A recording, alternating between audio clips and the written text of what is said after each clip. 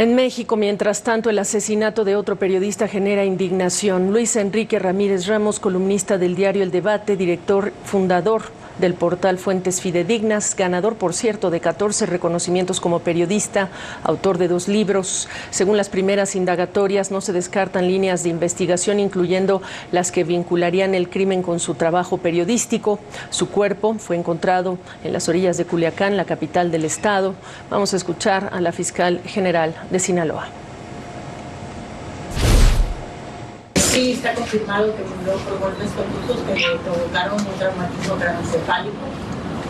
No se tienen datos de que presentara lesiones por proyectil de arma de fuego y parece ser que sí hay indicios, todavía no tenemos suficiente información para compartir de que pudo haber sido privado de su libertad previamente.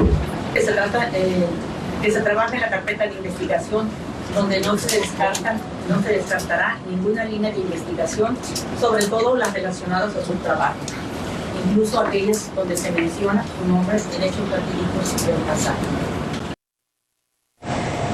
Aunque el gobierno de México solo reconocía hasta antes de este crimen los homicidios de 6 periodistas en el país en lo que va de este 2022, le repito, 6 periodistas en lo que va de este año, organizaciones como Artículo 19 reportaban 8 periodistas asesinados en lo que va del año, y las voces de organismos como Reporteros Sin Fronteras, la misma Artículo 19, se han vuelto a alzar para demandar una vez más seguridad adicional para los comunicadores e investigadores que conduzcan también las investigaciones al castigo de los responsables. Saludo a Pedro Cárdenas Castilla, el excoordinador de protección en Artículo 19, la Oficina para México y Centroamérica. Pedro, gracias por acompañarme. Decir además que Artículo 19 ya tenía registro de agresiones contra este periodista que vienen de años atrás. Sí, muchas gracias por el espacio. Lamentamos que sean estas circunstancias, como bien comentan, otra vez. Desafortunadamente sí, el caso de Luis Enrique, inclusive desde el año 2011, reportó a Artículo 19 y resaltó el tema de que tenía agresiones y amenazas en aquel momento. Efectivamente, pues es un proceso largo, ¿no? Recordemos que la violencia contra la prensa no llega de la nada, no es una situación de un asesinato fortuito, es desafortunadamente un patrón de violencia contra periodistas en el cual pues vemos que tanto de los sexenios anteriores como actualmente pues se mantiene, ¿no? Y en constante crecimiento, lo que nos preocupa porque seguimos con tan solo a mitad, ¿no? De sexenio, un poco más de la mitad del sexenio Andrés Manuel López Obrador, pues estamos hablando ya de al menos 33 personas periodistas asesinadas, y lo que nos preocupa es este continuo crecimiento y esta falta o incapacidad del Estado mexicano para detener esta violencia. Ahora, lo estamos hablando en la semana en la que marcamos el Día Mundial de la Libertad de Expresión, que, bueno, dicho sea de paso, sirvió como también para ustedes, organizaciones, como recordatorio de los compromisos que asumió el gobierno federal en cuanto a ajustes y cambios a ese mecanismo de protección. Absolutamente, es una fecha trágica por múltiples razones. No solo estamos a 3 días del Día de Libertad de Expresión, sino que estamos a pocos días incluso de el aniversario luctuoso del asesinato de Javier Valdez. Son 5 años de impunidad, 5 años de un proceso también ahí mismo en Sinaloa, ¿no? En donde se ve que los compromisos del Estado mexicano pues siguen sin cumplirse, ¿no? Estamos viendo una temática de impunidad muy grave. Recordamos un porcentaje que resaltamos, ¿no? De la Fiscalía Especializada de Atención a Delitos de Libertad de Expresión, donde pues el 98% de los casos no tiene una sentencia. Entonces hablamos de una impunidad del 98%, y esto es sin contar todas las agresiones de periodistas que deciden no denunciar por el momento, estatales, quienes no necesariamente conocen precisamente el protocolo homologado de delitos a libertad de expresión y no necesariamente atienden a la prensa en estos momentos.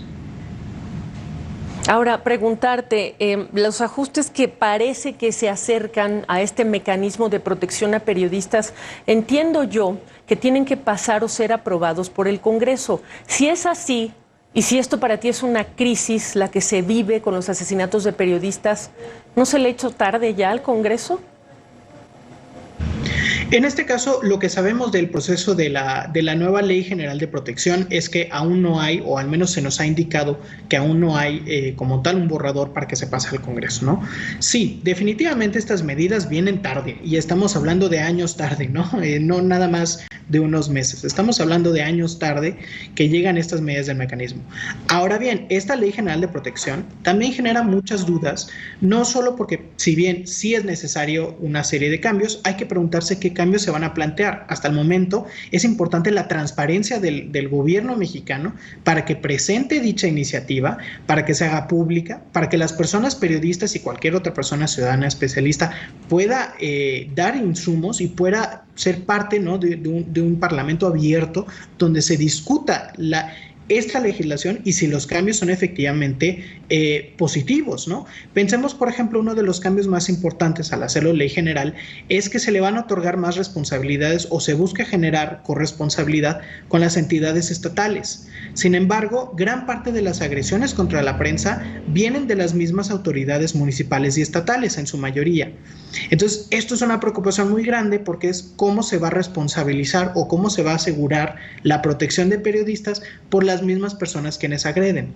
Estos cambios y esta ley es importante y hay que analizarla. Sin embargo, necesitamos transparencia para saber a dónde va a llevar esta ley y si los cambios efectivamente van a generar más protección o si es meramente un cambio pues no sustancial. Claro.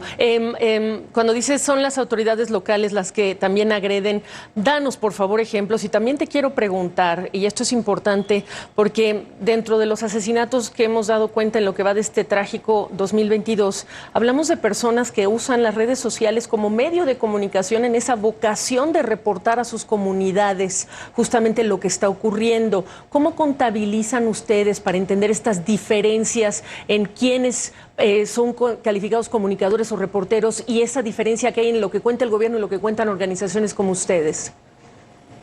Claro, por supuesto. Bueno, en cuanto a agresiones, por ejemplo, contra periodistas por parte de las mismas autoridades. El año 2021, como documentamos en nuestro informe Negación, estamos hablando que hubo un total de 274 agresiones contra periodistas directamente vinculadas a los 3 niveles de poder, ¿no? De 274. Estamos hablando de números arriba del 40%. Y de estas, las autoridades estatales están relacionadas a 122 de las agresiones, es decir, prácticamente la mitad de las agresiones del Estado, ¿no? Entonces, si hablamos que 2 de cada 5 agresiones contra periodistas las hace los mismos gobernantes en los 3 niveles, es muy preocupante que no se esté tratando este tema de prevención y que no se esté tratando este trabajo.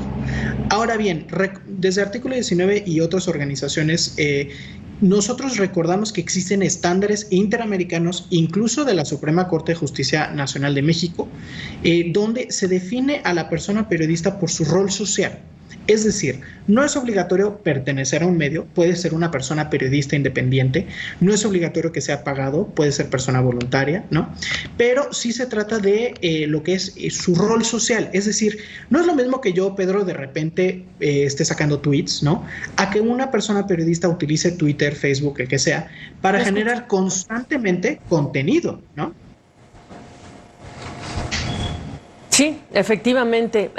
Creo que se metió mi audio cuando estabas contestándome, pero al final del día nos parece relevante también entender, y algunos de estos periodistas no tienen vitrinas, me refiero a vitrinas, digamos que internacionales, etcétera, pero sí tienen ventanas que son globales, como redes sociales, plataformas, y algunos de los periodistas asesinados este año, hay que recordarlo, son periodistas de medios pequeños, locales, que hacen un trabajo enorme por comunicar lo que está ocurriendo desde sus lugares de residencia.